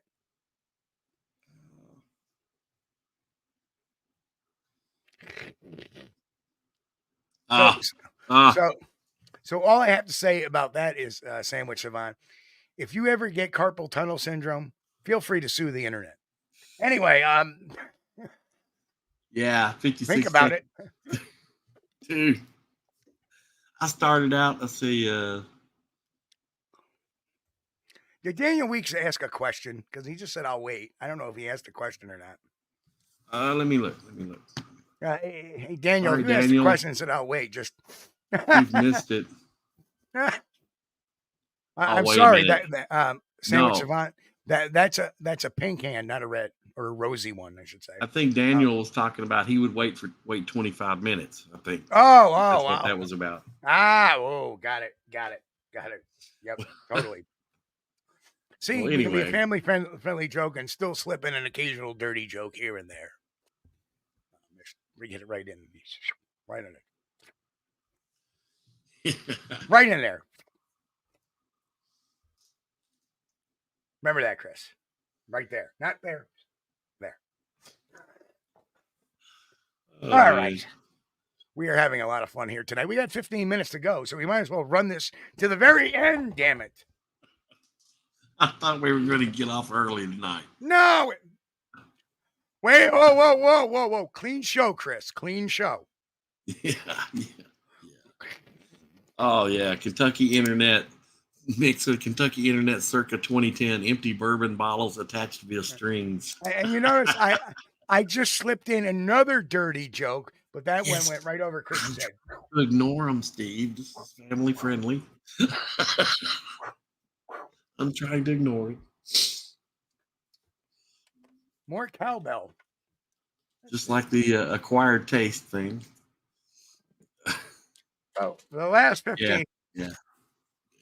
We will sit there with the. There you go. That's right. We got our tinfoil hat on. Anybody want to bring up any other topic? Any conspiracy theories out there you want to discuss? Theories? That's what this means is when we get the tinfoil hat, we'll talk about anything, especially Dogman. Oh, yeah. Sorry, I feel like when I put this on, I feel like I'm a microwave emitter. Oh, Lays and Blaze never get me in those caves again. Did not have a good experience at Mammoth Cave, man. I'm sorry to hear that. Watch this. I got the tinfoil hat on, right? Yeah. Watch this.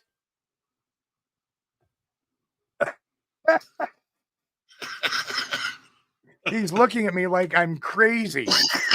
Yes, he knows. You can't fool a dog.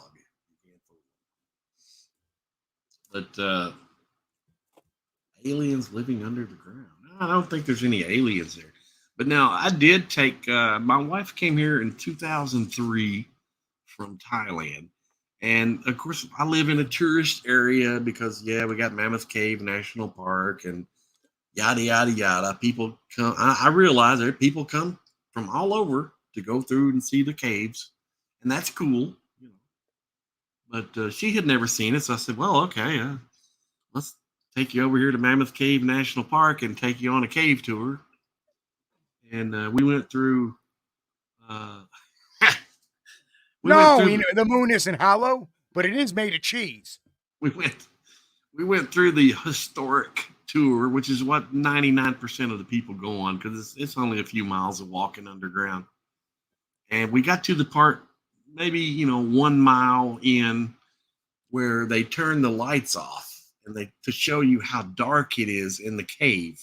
Okay, without any, there's no natural lighting, and without the light from the flashlights or torches or whatever, it's just completely blackness. It's dark. Well, at that point in time, and I'm sorry, Sandy, but I'm going to tell this. My wife passed out. She fainted. And, at this time, she weighed, roughly 90 pounds soaking wet. Okay. So I was able to, pick her up, and she was just like a wet noodle. She was just limp. I said, "Hey, you okay? Hey." Well, she came back around, and she said, "Oh, I don't want to go on. I want to go back." So I had to carry her out for about a half a mile. And I don't think I could do that now. That's dedication. That's dedication. Yeah, I carried her out. So, without She didn't getting like it at political, all. look at Daniel Weeks' comment. I thought that was hysterical.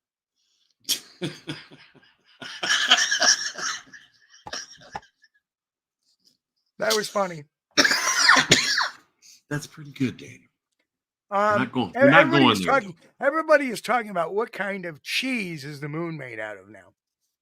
Well, a lot of people are saying Swiss. What say you, Chris Bennett?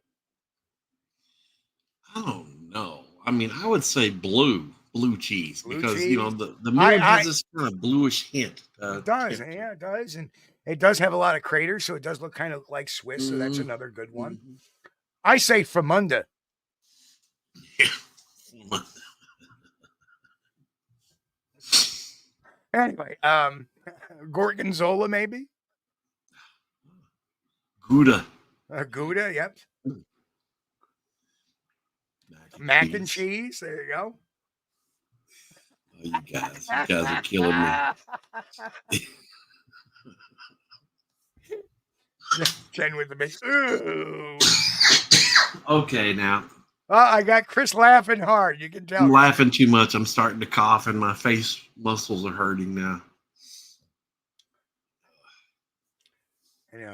It's all fun and games until somebody loses a cheese ball.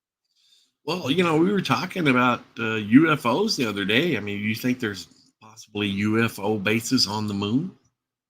What about the dark side of the moon? Could there be UFO bases there?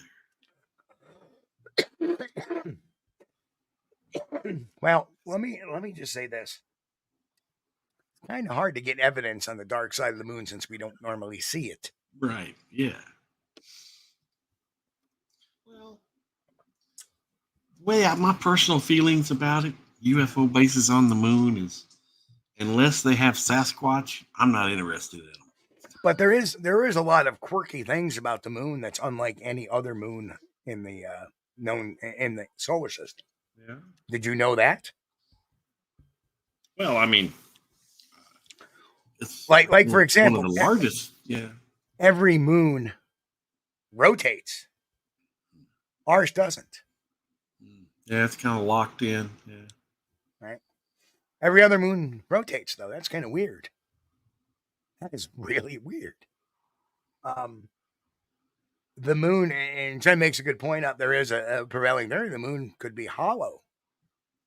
That there are tremors on the moon that are recorded. That if something strikes the northern hemisphere, they feel it in the southern hemisphere as well. Yeah. Like there's nothing to absorb that shock. Like when we have an earthquake in the northern hemisphere, they don't feel it in the southern hemisphere necessarily because the crust, the mantle, and the core absorb that shock. But the moon doesn't do that. Yeah, I think I read something about that one time. A theory that the moon was hollow. Very weird. And they're still not quite sure how the moon was formed. There's all kinds of prevailing theories. So a very interesting thing. Well, yeah, I think, since it's made out of the same stuff the Earth is, I think it's probably, I'll go with the collision thing back during the early days of the solar system.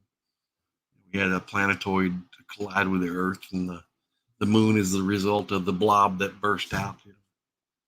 I'd go with that. I don't know. A lot of mysteries to this galaxy that we have no idea to, which is the reason why we go down this path of the Sasquatch or the Bigfoot or whatever you want to call it, the Yeren Yeti, Yowie, Yahoo, or whatever you want to call it. That's the reason why we're here. And it is a mystery that has prevailed for centuries. That is confirmed by Native American legend. No, I say confirmed, but is originated in Native American legend. And even though the white settlers of the continental United States and North America may not have ever heard of these legends, but started to experience the same things as well. I find really fascinating as an investigator. That's what got me into this. You guys in the chat are killing me. I know when we go off on a comedy tangent, boy, they just. I'm not going to put that up, but if anybody's listening on the podcast, you want to go by the YouTube channel and read the chat. It's pretty good. Wait. I saw 12 moons go by once. Strangest thing to see sticking out of a bus window.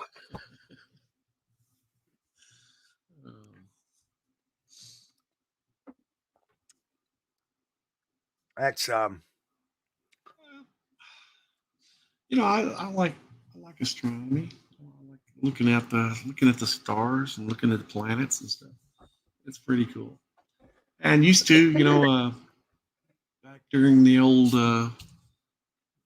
secondary and Western education days, I had an astronomy class there, and we had to volunteer to work at the local planetarium so many hours during the week. Right. And I really enjoyed my time there.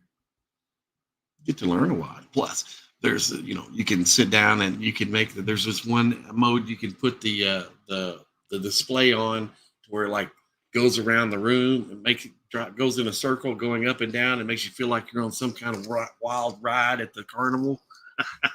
It's pretty cool. It's a good point made up in chat. One would think that the person who came up with the term hemorrhoid should have came up with the term asteroid, shouldn't it? Just saying. Makes more sense. It does. But then again, who wants to be a proctologist? I mean, that's the kind of job you start at the bottom and you stay there. I just don't. Oh, yes. There's no ladder to success in that job. That's for sure. Think about it. It's going to be like one of the worst jobs to ever have. I just never. But what Jen's talking about the moon, with it getting hit and then ringing like a bell. Yeah, that's indicative of something being hollow, and that's weird. That's weird. I would really like an explanation for that if we can ever get one. But it doesn't look like we're going back to the moon. Looks like we went there in '69 and then we decided, well, okay, that's enough. I mean, why don't you park? Questions we all want to know. Why don't you park on the parkway? Why not? Why isn't the freeway free? I don't get this. And why do you park on the driveway, but you drive on the parkway? Yes. Does any of this make sense? Not really. Anyway. Oh, wow. Anyway. Sorry, just had to do that. By the way, Chris, we're just about out of time, so why don't you take us out? Yeah. Thanks, everybody, for coming in with us and joining us on Sunday night. We've had a great time tonight. We're so honored and thrilled and pleased and humbled that you guys would choose to spend your Sunday night with us. And it's always a pleasure to have you. You guys make the show. And, tonight, you've made the show. And I don't know what we'd do without you. This channel is only possible with you. And if you're new, it's the first time watching the stream, man, hit that subscribe button, smash the like button. If you hadn't already, smash it on the way out, and consider joining our membership. If you like what you see, we do try to keep honesty into the Bigfoot research, which it can get kind of crazy. We try to separate that. But we appreciate you guys. Thank you so much. You're the best audience we could ever hope for. And we appreciate each and every one of you. And thanks again for joining us. Amen to that. And I want to thank everybody for sticking into us. Like I said, we kind of had a little meeting here about 8:20 tonight, saying, should we have a show or shouldn't we? Well, yeah, let's just go down and hang out with folks and have a good time. Have a good time and have fun. And everybody hung in there, and I appreciate that. We love you guys. And we have a lot of great content coming up, of course. Always have a lot of things planned. We'll have the cameras running, of course, for the Sasquatch Whitehall, the Whitehall Sasquatch Calling Festival next Saturday, September 28th. Be there if you can. It's free. It's a free event. If you're in the Massachusetts, Vermont, New York State area, come on up. It's worth the drive. Come on out. Hang out with us for a few hours. Exchange some stories. See the casts. See the people. See the other people. We're going to have people like Brian Goslin out there. We're going to have Bruce Hallenbeck. Bruce Hallenbeck, the man who co-authored Monsters of the Northwoods. And we'll also have Paul Bartholomew out there. This is the book that got me started. You can't buy this book anymore. Right? And then, of course, Bruce also wrote The Kinderhook Creature. He's going to be out there. Of course, you have some schmuck named Kulls out there who wrote a bunch of books too. Be out there peddling his books like the grifter he is. But other than that, we're going to have Mike Ann out there, Tactical Bigfoot Research. He'll be out there. He won't be selling anything. Maybe his soul. That's about it. But we're all going to be partaking to the woods. And if you're a member of this channel and you're one of our followers, hit me up when we're there, and maybe you can come along for the ride with us that night to have a little bit of an adventure or a misadventure, or at least just a good campfire. At least step out the booth and say hello. That's right. Stop by, say hello. So we'll be doing that. We're going to be doing some other stuff going on too for the members, and I do have a video that's in the making, and we're going to be talking about the channel and how great it has been over the last year, and I'm really happy about that. So, folks, we will see you Wednesday night, and maybe we'll pull some of those audio files, and we'll do a little review and a little storytelling there. So that ought to be a fun time, because I'll tell you what, some of those audios that I have are some of the most interesting audios I've ever gotten. Pretty and cool. That was just preceding all of the sightings that I had over the couple of years up there too. So that's going to be a fun time. So anyway, on behalf of me and Chris, I want to wish everybody a happy, good, safe week. We'll see y'all Wednesday night, 9 p.m. Eastern right here on Squatch-D TV. We love you guys. Stay safe. Keep healthy. God bless. And of course, keep on Squatch. We'll see you Wednesday night. We thank you for being here with us on Squatch-D TV. If you haven't taken the time yet, please hit that like button and subscribe to the channel. And oh yes, hit that notification bell too. We don't want you to miss anything. If you really like our content, you should consider becoming a member. And it's really inexpensive and a great way to support not only the show, but honest Bigfoot research. Everyone have a great week. Be safe and God bless. We will see you all here next time on Squatch-D TV. Keep on squatching.